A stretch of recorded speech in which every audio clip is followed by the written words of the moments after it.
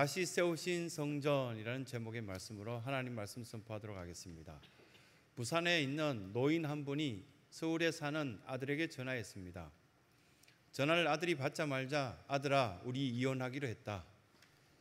그렇게 말하자 아들이 아버지 연세가 얼만데 지금 이혼하세요. 좀 참으세요. 아니 참을 만큼 참았다. 내가 수십 년 참았는데 어떻게 더 참겠냐. 이건 할머니들이 주로 하는 이야기인데 할아버지께서 하셨습니다. 아들이 아버지 잠깐 끊으세요. 여동생에게 전화해보고 다시 연락드릴게요. 그래서 큰일 났다 하고 가까이 사는 여동생에게 전화했더니 여동생이 엄마에게 전화했습니다. 할머니에게 전화해서 엄마 이혼이 뭐야? 왜 그래? 참아. 이제까지 살았잖아. 뭐 이렇게 이야기하니까 할머니도 딸에게 못 살겠다. 더 이상 못 살겠으니까 이혼하기로 했다. 그래서 시간을 거의 내기 어려운 아들과 딸이 부산까지 시간을 내어서 휴가를 신청하고 내려가기 시작했습니다. 그래서 집에 도착하기 전에 이 할아버지와 할머니가 한다는 이야기가 여보 우리 성공했어. 오늘 결혼기념일인데 이 녀석들이 온다고 합니다. 잘 됐지. 이렇게 이야기하더라는 겁니다. 그건 최근에 이렇게 옆에서 이렇게 들으면서 이런 일들이 아마도 많이 있지 않을까. 노인분들께서 어르신들께서 이제 노년에 이혼하시겠다 하시는 분들이 꽤 있다는 그 통계를 보면서 참 안타깝다. 참 많이 참으셨는데 좀 더 참으시면 좋지 않을까 그런 마음이 있었지만 참기 힘든 일들이 꽤 있다라는 이야기를 하시는 것을 전해 들었습니다. 그리고 또 이렇게 기가 막힌 것은 또 다른 어떤 면에서 보면 자식들의 모습이었습니다. 결혼할 때 그 가정의 이야기를 들어보게 된다면 며느리로 들어올 때 참 자격이 미달될 정도로 누가 들어도 참 며느리로 받기 힘든 어떤 여러 가지 모양이 있었다는 것을 인지할 수 있을 만큼 일들이 있었습니다. 좀 그 과거의 모습들이 참 깨끗하지 못했고 그런데 아들이 사랑한다는 그 하나로 이 어른들이 받아주기로 작정하였는데 그 자식들이 이렇게 약속했습니다. 어머니 아버지 정말 잘 모시겠습니다. 결혼하면 며느리로서 꼭꼭 찾아뵙고 사랑받을 수 있도록 노력하겠습니다. 그렇게 했다는 겁니다. 초기에는 잘했다고 합니다. 이것이 1년 가고 2년 가니까 이제 겨우 1년에 한 차례 덜렁 왔다가 이렇게 인사하고 바쁘다는 핑계로 얼른 돌아서 나가는 자식들을 바라보면서 부모님들이 굉장히 서운했다. 이것이 저의 모습이고 여러분들의 모습이고 우리 가정들의 모습이 아니겠나라는 생각이 들면서 문득 이걸 신앙적인 모습으로 에스라에서의 말씀으로 느헤미야 말씀으로 적용해 봤을 때 우리들이 그렇게 하고 있다는 것을 느끼게 되었습니다. 우리는 가망 없는 사람이었고 사랑받을 만한 자격이 있는 사람이 아니었습니다. 예수님께서 사랑해 주니까 사랑받을 수 있는 사람이었고요. 우리에게 직분이 과할 정도로 우리는 여러 가지 처참한 모습을 갖고 있었던 것들이 우리들의 신앙생활이었습니다. 믿음이 없었습니다. 그리고 하나님의 은혜가 없었다면 먹고 사는 문제도 걱정거리고 어떻게 살아갈지도 전혀 막막한 생활들을 하는 것이 우리들의 모습이었습니다. 예수 그리스도의 은혜가 아니면 천국 자식이 천국 백성이 될 가능성이 1%도 없는 것이 우리의 모습이었습니다.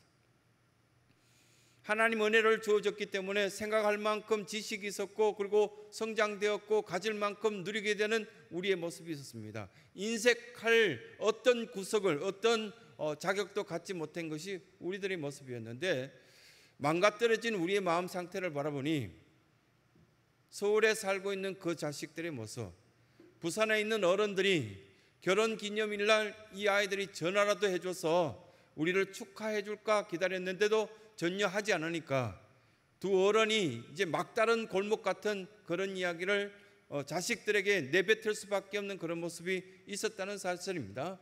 매주마다 성전 찾는 것 우리는 당연한 일이었고 하나님의 은혜를 고백하고 찬양하고 예배하고 기뻐하는 것이 우리의 당연한 모습이었는데 어느 순간 하나님이 우리를 믿어줘야 됩니다라고 그렇게 이야기하고 있는 너무 교만하기 짝이 없는 우리의 모습을 가지고 있다는 사실을 발견하고 있습니다. 우리가 하나님을 믿어야 되는데 하나님이 우리를 믿어달라고 그렇게 이야기하고 있는 이 안타까운 현실 앞에 BC 586년에 이스라엘에게는 엄청난 사건이 있었습니다. 절대 그런 일이 없어야 될 그 사건이 BC 586년에 있었다는 사실입니다.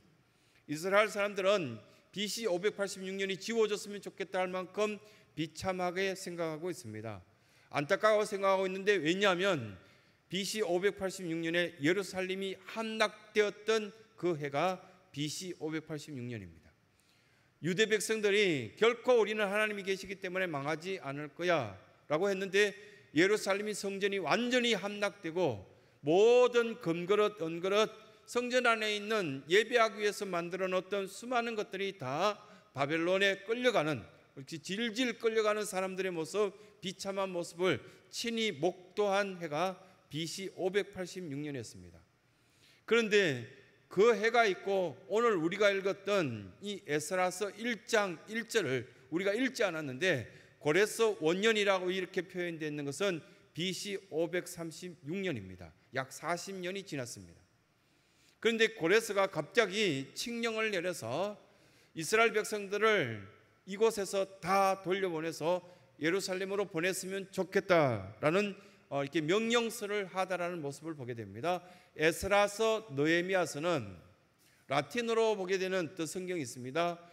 AD 4세기에서 5세기경에 라틴어로 만들어진 성경에는 보면은 한 권의 성경으로 에스드라서 1권, 에스드라서 2권으로 이렇게 분류되었던 성경이었는데, 지금은 에스드라, 느헤미야로 분류되어 있습니다.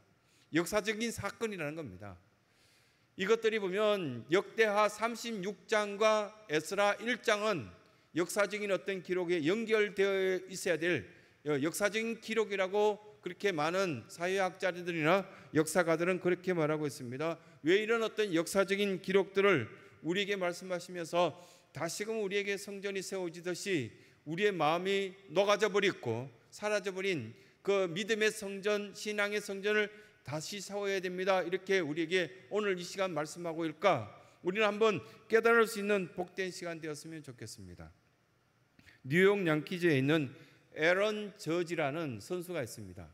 야구 좋아하시는 분은 이분을 알 겁니다. 이 에런 저지라는 분은 홈런도 잘 치고요, 인품도 참 좋고요, 굉장히 좋은 사람입니다. 그런데 최근에 보면 일본 방송국에서 이 사람을 이렇게 취재하면서 이렇게 그 경기가 끝나자마자 마이크를 들이대고 비아냥 그리듯이 물은 것이 있습니다. 왜냐하면 에런 저지의 형이 한국 사람입니다. 한국에서 입양되어서 미국에서 자랐고요. 그는 그 한국 형 에런 저지의 형을, 이 에런 저지가 너무너무 좋아하는 어떤 모습들이 언론에서도 사진에서도 막 공개되니까 일본 사람들이 시기심이 났는지 미워하는 어떤 내용으로 취재를 합니다. 에런 저지에게 이렇게 묻습니다. 당신의 형은 한국 사람 아닙니까? 물었을 때 맞다고, 한국에서 입양되어서 우리 집에서 저와 같이 자랐는데 너무너무 귀한 형이라고, 좋은 형이라고, 나에게는 굉장히 사랑하는 형이라고. 그렇게 말하자 기자가 다시금 이렇게 콕 찔러 묻습니다. 그 이렇게 뉴스를 보면 화가 치밀어 올 정도로 견딜 수 없을 만한 질문이 이렇게 오고 가는데도 에런 저지가 싹 웃으면서 이렇게 이야기합니다. 우리 형은 한국을 매우 사랑합니다 라고 이렇게 대답했는데, 그 앞분의 질문이 자라면서 당신의 형이 한국을 미워한 적이 없습니까? 라고 물었을 때, 나 또한 입양이 안 돼요. 미국에서 어느 집에서 태어난지 모르고 버려진 나를 우리 아버지가 지금 나를 입양하여서 키웠는데, 나는 나를 버린 미국을 한 번도 미워한 적도 싫어한 적도 없습니다. 그렇듯이 우리 형은 한국을 매우 사랑합니다. 지금은 한국에서 영어도 가르치고 또한 많은 청소년들에게 좋은 일들을 하는 형으로서 잘 지내고 있다는 소식을 매일 듣습니다. 나는 형을 매우 사랑합니다. 그랬을 때 그 일본 방송국에서 그런 어떤 좋은 이야기를 막 해주자 방송을 얼른 접어버리려는 그 모습을 보고 화가 굉장히 치밀었습니다. 우리에게는 이미 무너진 어떤 성전처럼 그런 생활이 되길 바라는 여러 사람들이 비아냥거리는 우리의 이야기가 들려올 때, 우리는 과연 이런 에런 저지처럼 그런 행동할 수 있을까? 당신이 다니는 그 성전이 무너져 있고 이제 성도들이 많이 떠났는데 당신들도 포기해야 되고 당신도 싫어해야 될 거 아닌가? 당신들이 믿고 있는 그 하나님은 죽은 하나님이 아니냐 이렇게 물었을 때 과연 우리는 어떤 반응을 보일 수 있을까? 다시금 세워진 성전을 사모할 수 있는 마음이 우리들 가운데 필요하지 않을까라는 말씀을 우리에게 주시는 것입니다. 그 첫 번째, 하나님은 우리에게 감동을 주신다는 겁니다. 고레스 원년이라는 그 말씀을 1절에 하시면서 이 고레스에게 하나님은 그 마음의 감동을 주셨습니다. 마치 리빙스턴이 어릴 때 너무너무 자기 집이 가난해서 드릴 헌금이 없는데 헌금 바구니가 이렇게 돌아가니까 자기 몸을 그 헌금 바구니에 집어넣으려고 했던 것들, 그리고 나중에 훗날에 리빙스턴이 선교사가 되고 엄청난 많은 영향을 끼쳤을 때 나는 드릴 것이 없어서 내 몸을 드리려고 했다. 이것이 감동받은 자의 모습이라고 성경은 그렇게 우리에게 가르쳐주고 있습니다. 1절 말씀에 바사왕 고레스 원년 이렇게 표현하고 있습니다. 바사라는 것은 페르시아, 지금의 이란, 이렇게 말씀드리면 좀 많이 이해가 되시겠죠. 그곳에서 예루살렘까지 이들은 포로 귀환하였던 이야기가 오늘 본문 가운데 나와 있습니다. 그런데 이건 누가 했을까? 성경의 1절과 2절, 3절, 우리는 1절, 2절을 읽지 않았지만 짐작할 수 있는 것이 있습니다. 하나님께서 하셨습니다. 예레미야가 예언하였습니다. 이미 오래전에 포로되기 전에 예레미야가 예언하여서 너희들은 저곳까지 끌려갔다가 다시금 돌아올 것이다. 그래서 하나님의 은혜 가운데 돌아올 것을 생각하고 그 포로 생활 가운데 긴 어둠의 터널을 잘 지냈으면 좋겠다. 지금 코로나 바이러스가 3년째 긴 어둠의 터널을 지나가고 있습니다. 준비된 교회, 준비된 나라, 준비된 개인의 심정 속에 성전을 그 어둠 속에서도 지어가는 사람들에게는 반드시 희망이 있다. 그리고 또한 그 결과의 열매는 복되다. 그런 말씀들을 우리에게 해주고 있는 것을 보게 됩니다. 3절 말씀에 보면은 이건 하나님의 도구라는 사실을 말씀 가운데 가르쳐주고 있는데 3절에 시작할 때 보면 이렇게 말씀합니다. 이스라엘의 하나님은 참 신이시라. 너희 중에 그의 백성된 자는 다 유다 예루살렘으로 올라갈 것이다. 이렇게 표현해 줍니다. 이스라엘 하나님 여호와의 성전을 그리고 건축하라. 이렇게 말씀해 주는 것은 포로로서 노임받아서 돌아갈 것을 우리에게 말씀해 주시는데 누구에게 이 말을 가장 먼저 해주냐면 고레스의 그 심령에 감동을 주니까요. 고레스가 이 감동을 받자 이것들을 진행하면서 이스라엘 전체, 지금 이 성전에 있는 여러분들 심령 전체 감동 있는 신앙에 결과가 있다는 말씀을 우리에게 해주는 겁니다. 무엇을 하더라도 감동이 없으면 굉장히 지루하고 짜증나는 어떤 일들이 됩니다. 조그만 음식을 먹어도 감동을 받게 되면 이 음식은 누가 만들었지? 너무 맛있다, 감동스럽다, 너무 좋지 않습니까? 예배 1시간 예배 속에 우리는 감동을 기대하고 돌아옵니다. 이 예배 속에 들어올 때 누구를 만났을 때 진정한 감동이 있을까요? 고레스가 하나님의 음성을 들었을 때 하나님께 약속받은 것이 있고 하나님의 역사하심이 있을 때 진정한 감동의 사람, 감동받은 것으로 엄청난 기적적인 일들을 했다는 겁니다. 만약에 이걸 전쟁을 치르고 조약을 맺고 이렇게 했다면 수천 명의 포로가 쉽게 돌아올 수 있겠는가? 수만 명의 포로가 노임받을 수 있겠는가? 고레스 한 명이 감동받자마자 이런 엄청난 일들을 할 수 있었다는 것을 성경으로 통하여서 우리에게 말씀하고 있습니다. 우리나라는 큰 위험한 상태 속에 놓여 있다. 사회학자들이 지난주에 한 이야기입니다. 그리고 역사가들이 질문했습니다. 사회학자들 눈에 볼 때 왜 이렇게 위험합니까? 불행하게도 우리의 정신적인 문제가 많이 무너지고 있다. 꽤 가진 것들이 많아지고 사는 것들이 풍요로워졌는데 마음이 무너지니까 괴로움을 겪는 사람들이 너무 많아지고 또 이렇게 보면은 팬데믹이라고 해서 갇혀 지내다 보니까 답답하다 보니까 더 심각한 경우도 있겠지만 역사적으로 볼 때 일제가 우리를 강탈하기 시작하면서부터 우리가 갖고 있었던 사상이 사라졌기 때문입니다. 그때 당시에 우리의 모든 민족들이 하나의 사상 같은 그런 어떤 정신을 갖고 있었는데 약간의 종교성이라고 말할 수 있는 그것들이 완전히 괴멸되고 일제는 우리에게 어떤 것을 요구했습니까? 일본 천황을 숭배하는 사상을 우리에게 요구했습니다. 살고 싶어서 어쩔 수 없이 괴로움 당하기 싫어서 심지어는 교회 안에서도 천황을 경배하는 어떤 고개를 숙인 다음에 예배를 드리는 그런 어처구니 없는 일들이 참 안타깝게도 있었습니다. 솔직히 우리는 그것을 고백할 수밖에 없고 그 속에는 과연 진정한 감동이 있었을까? 감동이 없었겠죠. 얼마나 비참하고 괴로웠겠습니까? 그러면 지금은 자유가 주어졌고 하나님을 마음껏 섬길 수 있는 기회가 열렸는데 우리에게는 감동이 있는가? 이렇게 물었을 때 감동이 있는 것이 몇 프로 되겠는가? 참 의문스럽습니다. 모든 나라들마다 종교가 그 나라의 기둥이 될 때가 많습니다. 특히 유럽의 모든 어떤 종교적인 그 기둥이 유럽을 떠받치고 있었고, 유럽의 한 성전을 짓기 위해서 200년, 심지어는 400년 동안 성전을 지어가는 그런 어떤 모습들도 우리에게 보여주고 있습니다. 캐톨릭 성당을 하나 지을 때 우리가 생각하는 것과 달리 우리나라는 1년 내에 성전을 짓습니다, 2년 내에 완공합니다 이렇게 하지만 그들은 400년 동안 지어가는 경우가 허다합니다. 특히 이탈리아에 있는 많은 성전들을 보면은 몇백 년씩 지어가지 않습니까? 그런데 그 성전을 지어가면서 그 마음들도 지어가는 것을 여러분 보고 있지 않습니까? 성전을 지어가면서 자기가 작은 모퉁이에 돌 하나를 옮겨 놓듯이 물질을 드리고 그 속에 헌신하고, 그러면서 그 헌신들이 다 모여서 진정한 감동 속에 성전이 지어집니다. 그런데 어느덧 유럽도 미국도 성전이 팔리고 있습니다. 그런데 팔릴 때마다 이상하게도 이단들이 구입합니다. 안타까워하면서 한국에 있는 큰 교회들이 이 성전을 좀 구입해 줬으면 좋겠다는 방송이 지난주에 나오더라고요. 와, 정말 안타깝다. 그런데 그것보다 더 심각한 것은 그냥 성전 눈에 보이는 건물이 무너지는 것은 그럴 수도 있겠지만 사람들의 마음이 무너지는 것은 엄청난 위험이다라는 것을 사회학자들이 이야기하고 있습니다. 종교를 바꾸는 건 굉장히 위험한 거거든요.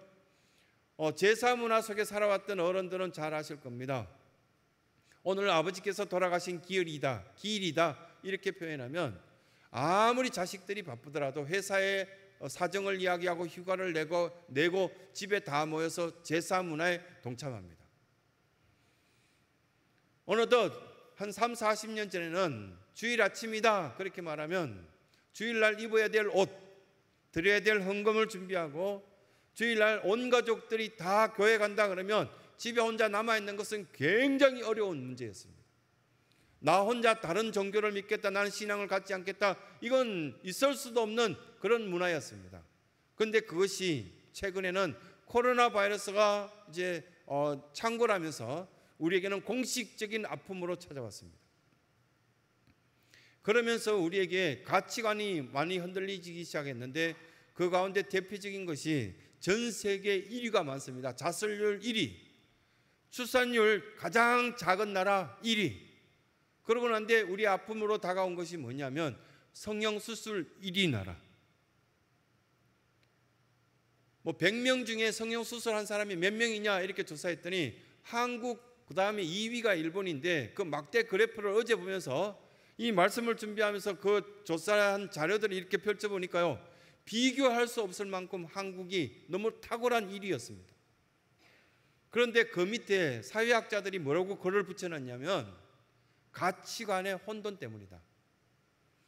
엄마가 이렇게 엄마를 닮고 아빠를 닮고 태어난 그 모습이 그냥 과거에는 내가 예쁘다 안 예쁘다 그게 목숨 걸지 않고 스스로의 가치를 갖고 아름답게 생활했는데 지금 누가 나를 어떻게 봐주느냐가 목숨 걸 만큼 그 심각한 문제로 대두됐다. 여기에는 감동이 없다는 거예요.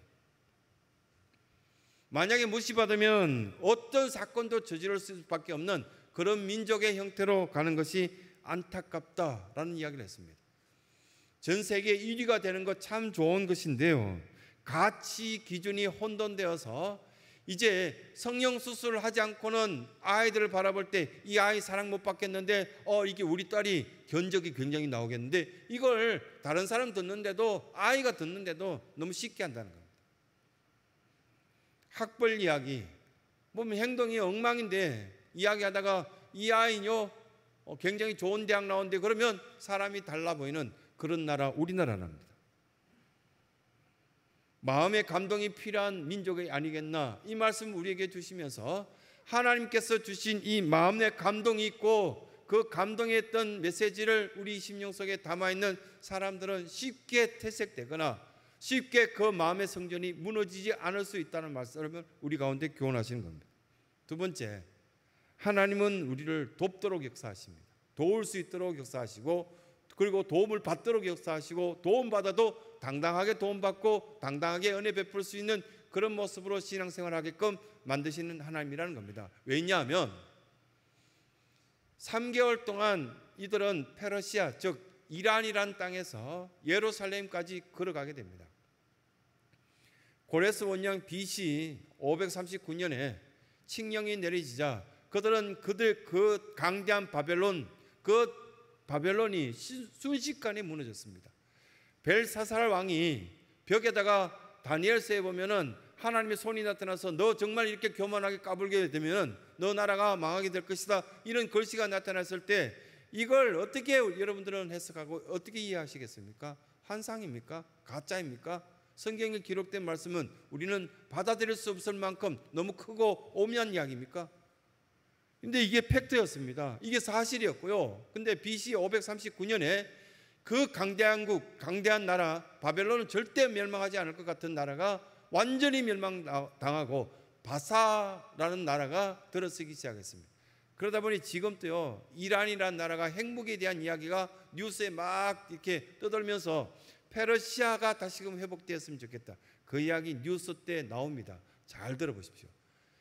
우리는 다시금 페르시아가 강대국이었던 것처럼 이 이란이 다시금 회복되었으면 좋겠다, 그런 이야기를 할 때 성경과 일치된 이야기가 그 속에도 나오는구나 라는 생각을 갖게 됩니다. 그 땅에서 3개월 동안 예루살렘까지 걸어오는데 한두 명 걸어오면요, 먹는 것, 입는 것, 자는 것 해결 쉽게 할 수도 있겠습니다. 6명이요 한 10일 동안 같이 휴가를 내어서 같이 활동해 보니까요, 그것도 어렵던데요. 점심은 어디서 먹으며 저녁은 어디서 자고, 또 6명의 생각을 다 일치시키고 뭐 걸어가는 것도 힘들고 차 타고 가는 것도 힘들었습니다. 그런데 수천 명이요 3개월 동안 걸어간다고요? 자, 저녁이 되어서 다 여기서 이제 수천 명이 같이 잡시다. 어디에 잡니까? 텐트를 칩니까? 텐트를 치는 것도 수천 명 치는 거 쉽지 않았을 겁니다. 먹는 거 쉽지 않았을 것이고, 그럼에도 불구하고 모든 경비는 어디서 나오는가? 그런데 오늘 성경에서 이런 어떤 말씀들을 해줍니다. 서로 도우라고. 3개월 동안 이렇게 걸어갈 때 페르시아의 이거 바사에 있는 모든 나라 사람들도 이 이스라엘 사람들을 돕도록 명령하는 내용이 나옵니다. 그들이 안전하게 갈 수 있도록 지켜주기도 하고, 또 그들에게 필요한 경비들을 돕게끔 만드시는 하나님의 은혜를 보게 됩니다. 우리들이 하나님 나라를 향하고 이 성전을 향하는데 돕는 손길이 필요하지 않겠습니까? 이 성전 속에서 얼마나 많은 돕는 손길들이 있겠습니까? 제2의 출애굽이라 이렇게 표현하는데 출바벨론이죠. 이들은 그곳에 떠나서 하나님의 성전을 향할 때 많은 기적을 경험하였을 것입니다. 그러면서 5절 말씀에 보면 이런 말씀이 나옵니다. 이에 유다와 베냐민 족장들과 제사장들과 레위 사람들, 이 사람들은 엘리트입니다. 굉장히 앞장서 있는 사람들인데, 이 사람들이 5절 끝부분에 여호와의 성전을 건축하자 하는 자가 다 일어나니, 근데 거의 뭐 90몇 프로가 다 일어났는데 한두 명이 앉아 있다고요? 이건 불가능한 상태입니다. 다 일어나서 우리 한번 해보자. 무너졌던 이 성전을 다시금 세우는데 우리가 합력하여 선을 이루자. 신성교회를 다시 한번 이렇게 세우자. 신성교회 유아유치부를 향해서 우리의 관심을 한번 보이자. 이렇게 했을 때 가만히 앉아 있는 게 더 어렵다고요. 그런데 이들은 하나님이 돕도록 하는 그 은혜를 입었기 때문에 자원하여서 기뻐하면서 예물도 드리고 모두 다 합력하여 선을 이룬 모습이 있습니다. 어떤 모습이 있었냐면, 우리들은 자식을 또 낳고 이곳에서 사는 사람들 가운데 결혼을 했기 때문에 저희들은 못 돌아가겠습니다 하고 페르시아에 남은 사람도 있습니다. 그런데 그들도 도왔다는 거예요. 우리들도 마치 여러분들과 함께 걸어가는 것처럼 돈을 얼마나 내겠습니다, 기도하겠습니다, 이런 마음들 동참하였던 내용들이 나온다는 사실입니다. 그래서 하나님께서는 3가지 명령을 하시는데요, 그 첫 번째가 2절에 나옵니다. 이 명령은 온 백성들에게 말씀하시는데 첫 번째는 성전을 건축하라, 두 번째는 이스라엘 백성이라면 이 모든 일에 동참하라, 세 번째는 4절 말씀에 남은 백성들까지도 이 일에 동참하라. 이런 말씀들을 하실 때 이스라엘 백성들은 모두가 합력하여 선을 이루는 모습들을 보게 됩니다. 자, 그러면 저와 여러분들에게 이 두 번째 말씀, 돕는 자가 되라, 돕는 은혜를 입으라, 이런 말씀들을 주어졌을 때 지금 저와 여러분들이 해야 될 것이 무엇이며 어떠한 것이 하나님께서 보실 때 가장 적절한 하나님의 은혜를 입는 것인가, 우리에게 말씀하시는 겁니다. 다시 세워져야 될 것이 건물입니까? 우리 마음입니까? 마음입니다. 삐뚤어진 마음, 무너진 마음들을 다시금 회복시키는 것이 하나님의 뜻이구나, 이런 말씀들을 우리에게 해주시면서 예루살렘에 돌아온 모든 믿음의 성도들이, 사랑하는 성도들이 마치 메이플라워를 타고 와서 하나님만 섬기기로 하고 가장 먼저 한 것이 뭐냐면 성전 짓는 것, 마음을 세우는 것. 내가 전에 예수님을 믿기로 작정하였을 때 그때 최초의 신앙 그 모습으로 돌아가겠노라, 이것이 그들에게 있었다는 겁니다. 이랬을 때 소망이 있었고 비전이 있었고 꿈이 이루어졌다, 그 말씀들을 우리에게 해주고 있는 것을 보게 됩니다. 그래서 우리에게 이런 결론적인 어떤 말씀을 주어주고 있습니다.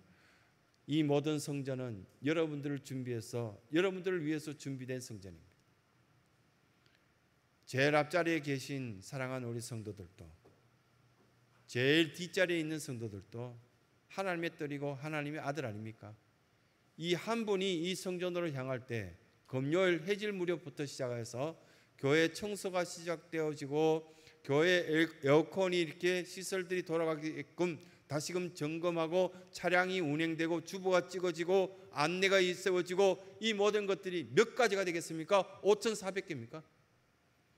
오늘 성경 본문에 보면 이 일을 감당하기 위해서 많은 사람들이 애썼는데 세스파살 그 총독으로 통하여서 이 바사왕 고레스가 너희들이 섬기던 그 성전에서 탈취하여 갖고 온 금과 은그릇, 대접, 그리고 칼, 이 모든 것 다 합쳐서 5,400개를 내가 돌려준다.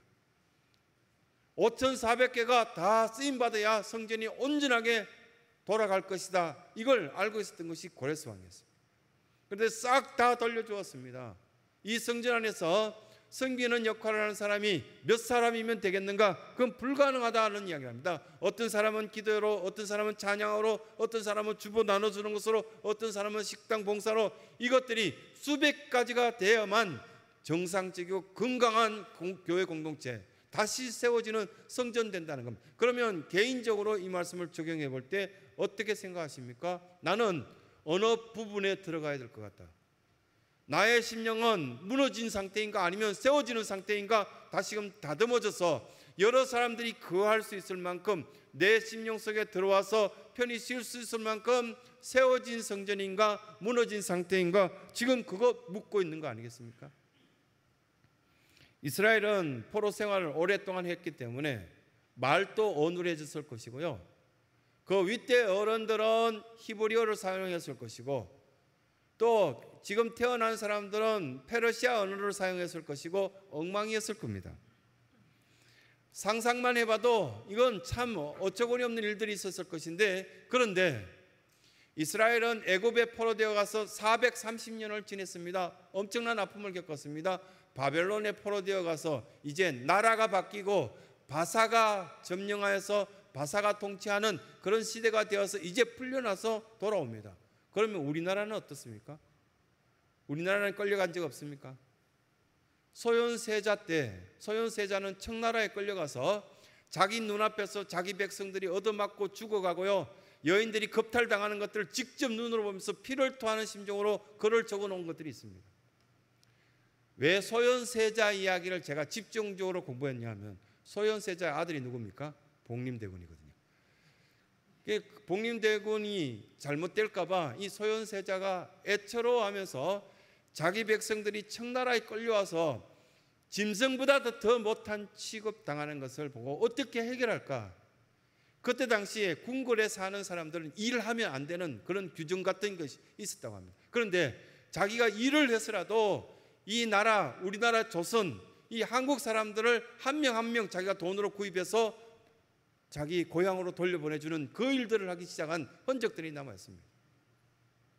참 다행스러운 것은 왕비가 곧 되어야 될 그 소현세자의 부인이 내가 장사를 해서라도 저 한 사람 한 사람을 구입해서 나라로 돌려보내주겠습니다. 이게 멋진 기록들이 나와 있더라고요. 멋지지 않습니까? 나라가 그렇게 세워지는 것이고요, 성전이 그렇게 세워지는 것이고요, 그 모든 것들이 누가 봐도 인정받을 만한 아름다운 일이라는 것을 우리는 인정받게 될 것을 말씀 가운데 교훈하고 있습니다. 일본 땅의 히로시마에 원자폭탄이 터질 때 우리나라 사람들이 수십만 명이 거기 노예로 끌려가서 일하고 있었다는 거 여러분 아십니까? 선교사님을 만나서 그 지역에 가서 한참 동안 고개를 숙이고 기도하면서 이가 악물어지고요, 다시금 이런 아픔이 없어져야 될 텐데 라는 생각을 했습니다. 한두 성전이 불타는 것이 아니고요, 그리고 또 한두 교회에 장로님들이 그때 당시 목회자가 없으니까 교회를 지키다가 순교한 장로님이 이 보면 전라도 쪽으로 가면 한두 교회입니까? 그러면 지금 코로나 바이러스로 통하여서 이 다시금 세워져야 될 성전을 바라보며 우리는 어떤 생각을 갖고 어떤 마음의 결단을 해야 될 필요성이 있을까? 자, 그러면 다른 사람은 이제 그냥 선을 긋고 두고 있더라도 나의 모습이 이 상태로 가게 된다면 이 성전 속에서 채워져야 될 것이 채워지지 않고 복 있는 것이 채워지지 않는다면 과연 어떻게 될 것인가? 나는 진정한 자유인인가 아니면 포로된 상태에 있는가? 말씀은 우리에게 묻고 계십니다. 신성에 사랑하는 모든 성도들은 이제 자유함의 선포에 대한 어떤 메시지를 듣고 다시금 나에게 주어진 이 사랑한 이 심령의 성전이, 우리는 눈으로 보이는 성전을 성전이라고 말한 것이 아니라 성경에서 말하는 우리의 이 심령의 성전이 다시금 세워짐으로 통하여서 하나님의 은혜를 입고 하나님의 손을 잡고 복된 인생길을 걸어갈 수 있는 비전 있는 사람, 꿈 있는 신성의 모든 성도들의 삶이 되시길 간절히 소원합니다.